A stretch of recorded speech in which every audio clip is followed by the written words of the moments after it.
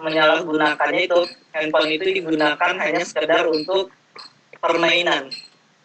Kemudian handphone itu digunakan hanya sekedar untuk gaya. Kalau dia mengikuti tren masa kini, terus mengikuti yang namanya media-media sosial tanpa dia menggunakan untuk hal yang positif ataupun untuk mencari ilmu pengetahuan yang bermanfaat untuk dirinya.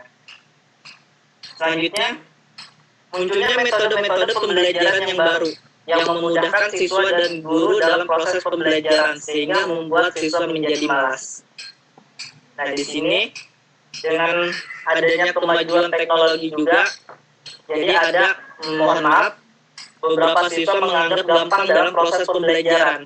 Contohnya ketika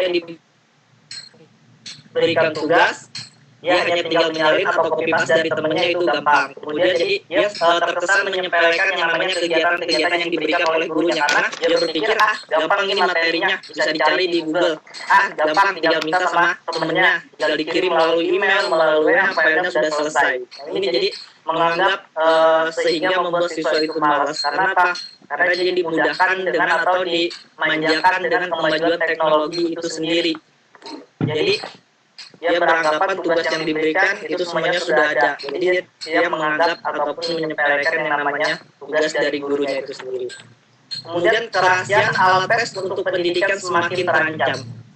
Nah, di sini berkaitan dengan kerahasiaan alat tes, mungkin seringkali banyak contoh yang kita dengar di media, baik itu cetak maupun media visual. Di sini terjadi kebocoran soal ujian nasional. Nah, ini salah satu dampak negatifnya, sehingga terjadi kebocoran di dalam pelaksanaan ujian nasional karena dengan adanya teknologi yang canggih, ada oknum-oknum tertentu yang menyalahgunakan sehingga kerahasiaan dari ujian nasional itu tidak lagi terjaga. Seringkali banyak kebocoran-kebocoran soal yang dilakukan oleh oknum-oknum tertentu. Kemudian penyalahgunaan pengetahuan bagi orang-orang tertentu untuk melakukan tindakan kriminal.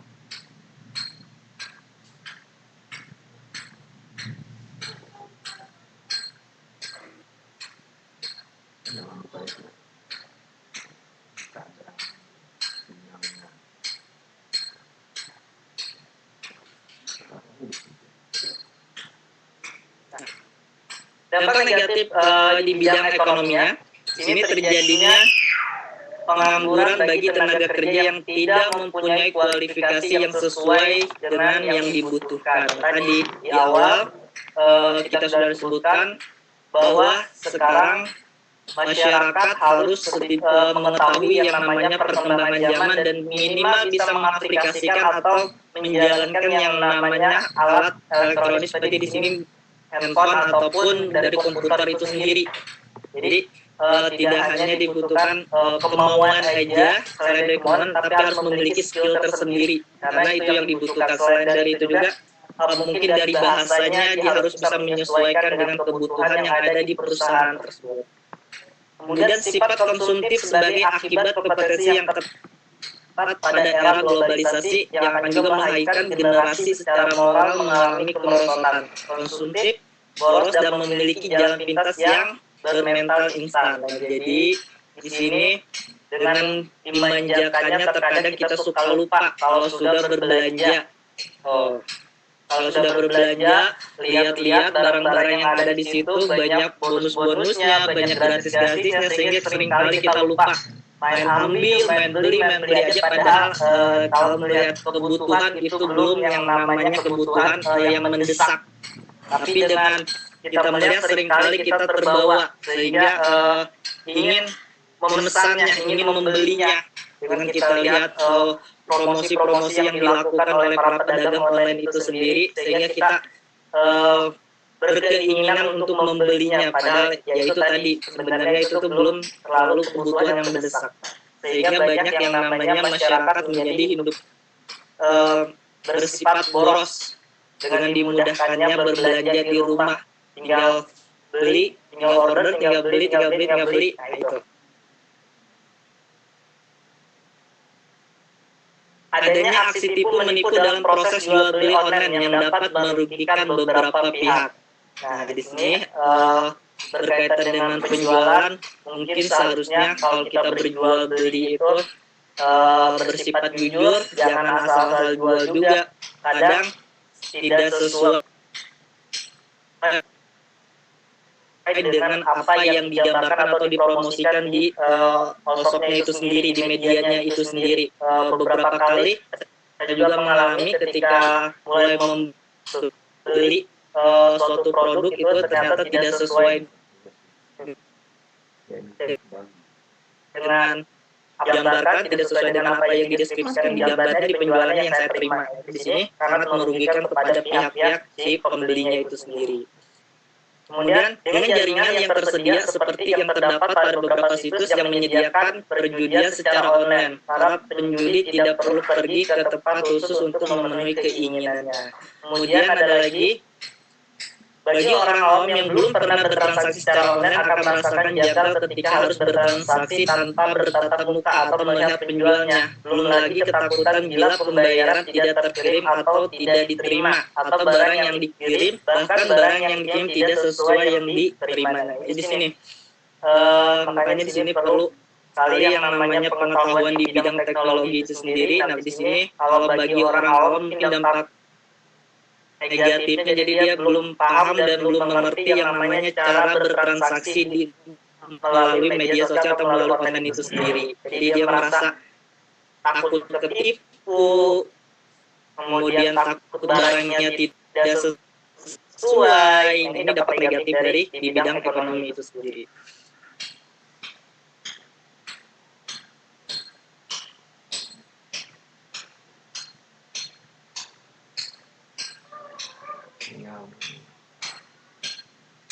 Enggak, 239. Enggak. Materi. Nah, selanjutnya di bidang sosial budaya, adanya kemerosotan moral di kalangan warga masyarakat, khususnya di kalangan remaja dan pelajar, karena dia seringkali menyaksikan atau membuka berita-berita yang berkaitan dengan kehidupan masyarakat di luar sana, kehidupan masyarakat kehidupan masyarakat luar, sehingga moral atau perilaku mereka tidak mencerminkan lagi kehidupan lokal negara Indonesia. Dia lebih turut atau ikut-ikut ke dalam kebudayaan budaya barat yang ditampilkan atau dipublikasikan di media itu sendiri. Kemudian kenakalan dan tindakan menyimpang di kalangan remaja semakin meningkat. Semakin lemahnya kewibawaan tradisi-tradisi yang ada di masyarakat, seperti halnya gotong royong, tolong menolong yang telah melemahnya, sehingga itu mulai hilang, terbawa yang namanya perkembangan zaman, sehingga masyarakat lebih kepada individualisme. Pola interaksi antar manusia yang merubah dengan bantuan gadget yang membuat orang-orang menjadi sibuk dengan dunianya sendiri. Nah, di sini seringkali kita mengadakan suatu pertemuan atau perkumpulan, ternyata ketika berada di suatu lingkungan itu sendiri kita masih asik aja dengan handphone kita masing-masing. Padahal di depan kita sudah ada rekan kita, sudah ada teman kita, tapi nggak tahu kenapa banyak sekali sekarang kita merasakan yang namanya lebih asik dengan menggunakan handphone kita sendiri, lebih asik dengan dunia kita sendiri. Sudah membuat schedule untuk pertemuan, untuk apalagi sekarang ini lagi masa-masanya puasa di sini, biasanya suka ada yang bukber gitu kan, mungkin sekarang sudah dilarang dulu, sementara biasanya kita sudah janjian untuk mengadakan buka bersama, kumpul bareng-bareng, tapi ketika kumpul masih asik dengan handphonenya masing-masing. Mudah terpengaruh oleh hal yang berbau barat, hilangnya identitas kultural nasional dan lokal, kehilangan arah sebagai bangsa yang memiliki jati diri, serta hilangnya semangat nasionalisme dan patriotisme.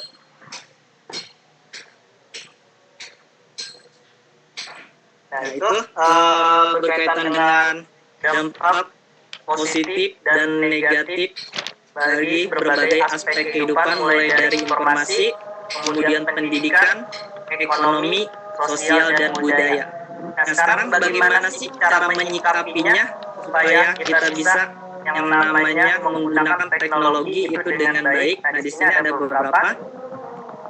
Nah, di sini ada sikap selektif terhadap perkembangan ilmu pengetahuan. Ada 3 alternatif yang bisa kita ambil dalam menghadapi kemajuan iptek itu sendiri. Yang pertama, menolak dengan tegas semua pengaruh kemajuan iptek dalam semua aspek kehidupan. Artinya, di sini mungkin negatif itu kita bisa ketinggalan zaman atau bisa dianggap orang yang jadul karena tidak mau menerima perkembangan zaman. Jadi supaya kita tidak terjerumus ke dalam hal-hal yang negatif, kita di sini memiliki prinsip tidak mau ikut-ikutan perkembangan teknologi. Kemudian yang kedua, menerima sepenuhnya pengaruh tersebut tanpa disaring terlebih dahulu. Semua yang ada di dalam perkembangan kita terima semuanya. Yang negatifnya kita lakukan, yang positifnya juga kita lakukan. Dan yang ketiga di sini, bersikap selektif terhadap pengaruh tersebut, yaitu kita mengambil hal-hal yang positif dari kemajuan iptek dan membuang hal-hal yang negatif. Nah, tentunya di sini sebagai seseorang yang bijak, nah di sini pastinya kita memilih yang poin yang ketiga, bersikap selektif. Kita tidak bisa menutup karena tidak mungkin kita hidup seperti halnya zaman dulu. Tetap di sini kita harus mengikuti perkembangan zaman dengan kemajuan teknologi yang ada, dengan menggunakan yang namanya ilmu pengetahuan yang ada. Nah, makanya di sini kita harus bisa, harus pintar dan harus bijak memilah dan memilih mana yang terbaik untuk kita lakukan. Baik dari segi teknologinya itu sendiri sehingga kita bisa memanfaatkan teknologi dengan baik dan membuang hal-hal yang negatif yang ada di dalam perkembangan teknologi itu sendiri. Ya, mungkin ini pemaparan dari saya. Kalau misalnya ada yang mau share atau misal mau tanya jawab, dipersilakan.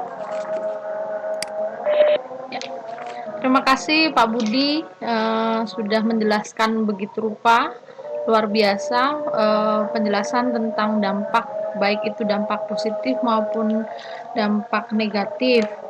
Sebelum saya menyimpulkan, mungkin ada pertanyaan dari Bapak Ibu, dari Bapak PJ atau Ibu instruktur.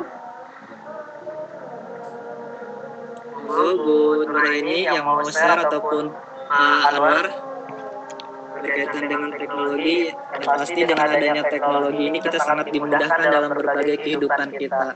Untuk perjalanan aja kita dengan mudah menggunakan pesawat, kemudian ada lagi menggunakan transportasi lautnya. Jadi dengan digampangkan dan dimudahkan. Mungkin dari saya ya Pak ya, saya menanyakan kenapa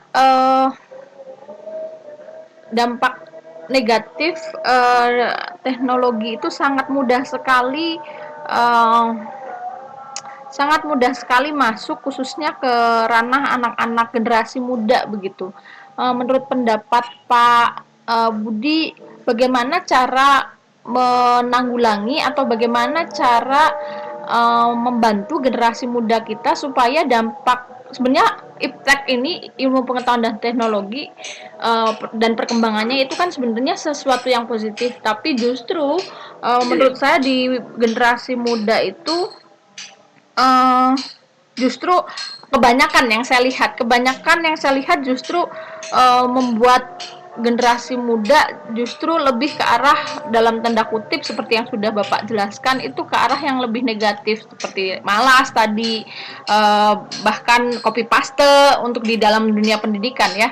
Terus di dalam sosial budaya pun moral semakin merosot, bahkan ada yang sampai tidak malu-malunya hal-hal yang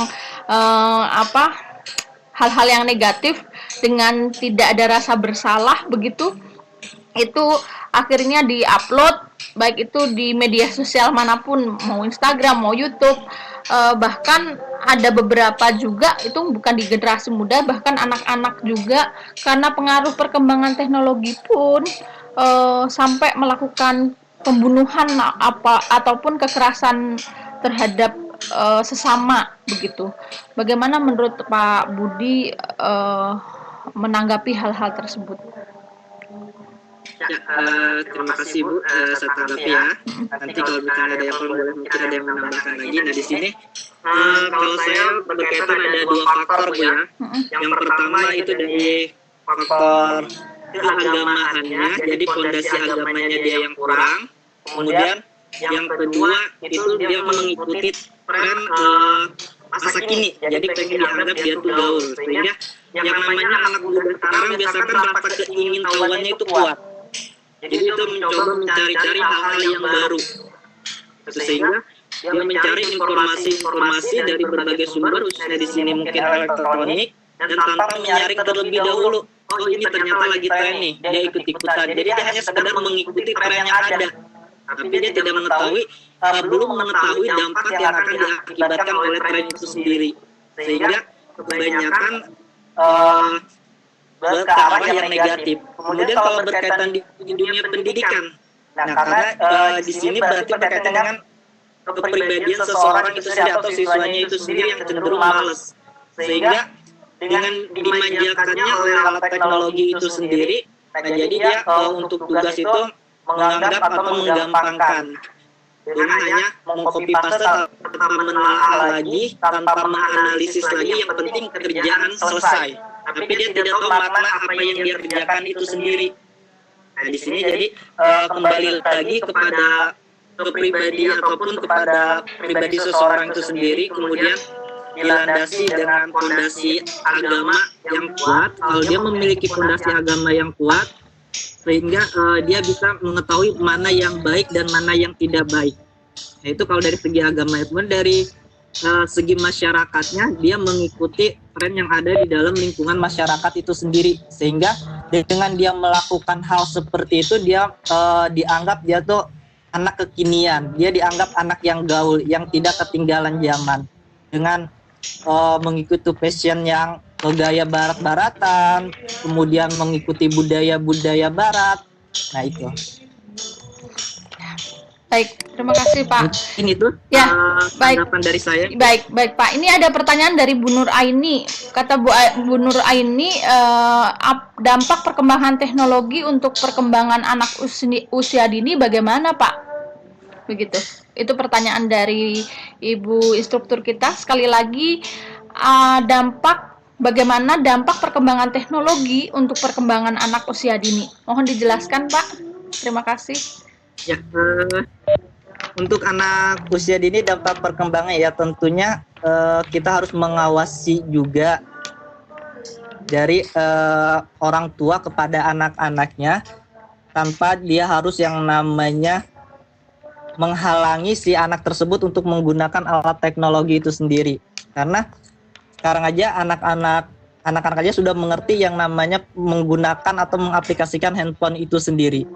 Kemudian dia sudah mengerti yang namanya cara menayangkan atau menghidupkan, mematikan televisi itu sendiri. Jadi justru anak usia dini itu dia lebih tanggap, lebih cepat mengertinya. Nah untuk pengenalan itu sangat baik. Nah tapi di sisi lain perlu adanya pendampingan dari orang tuanya itu sendiri.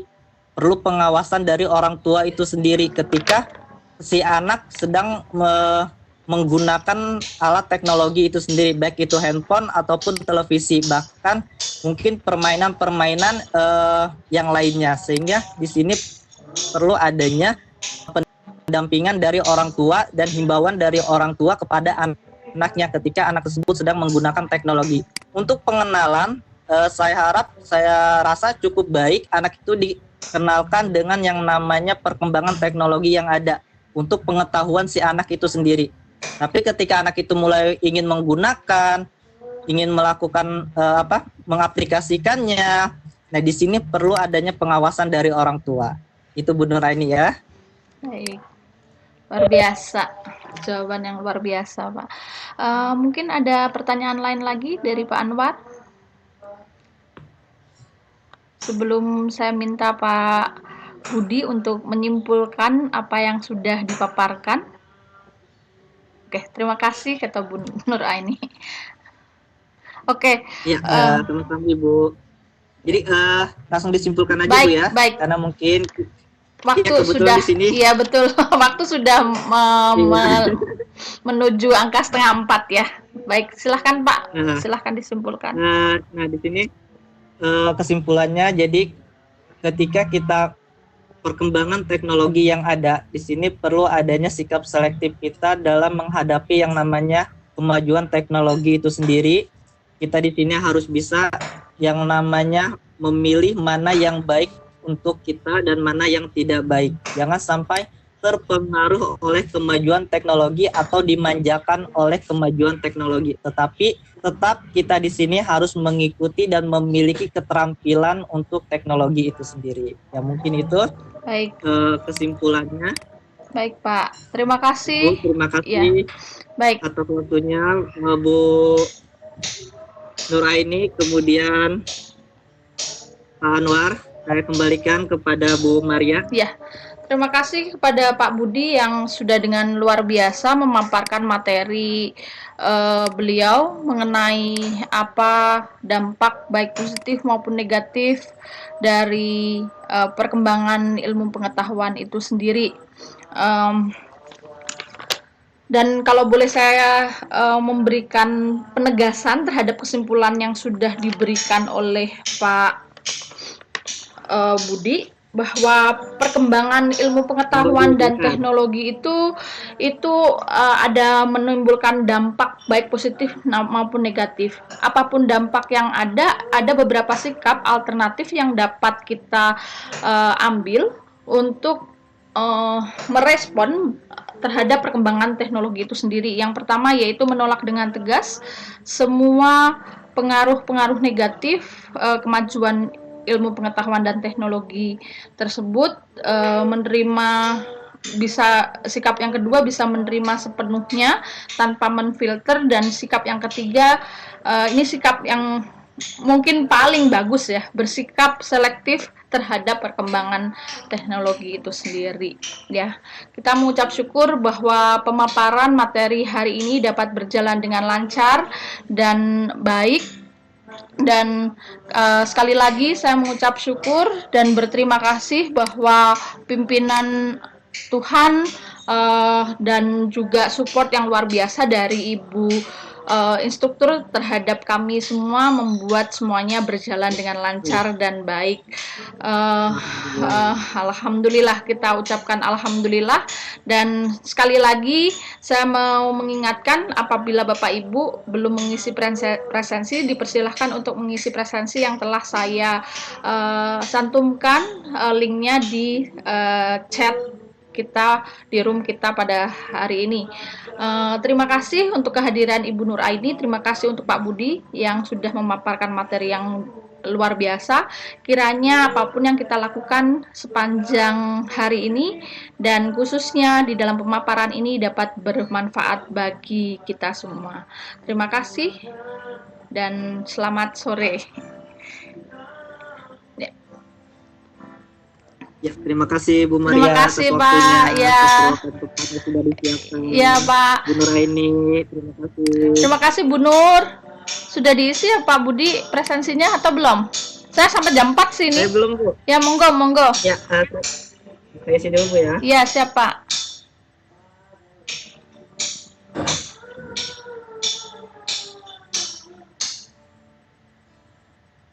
Siap Bu Nur Aini. Silahkan.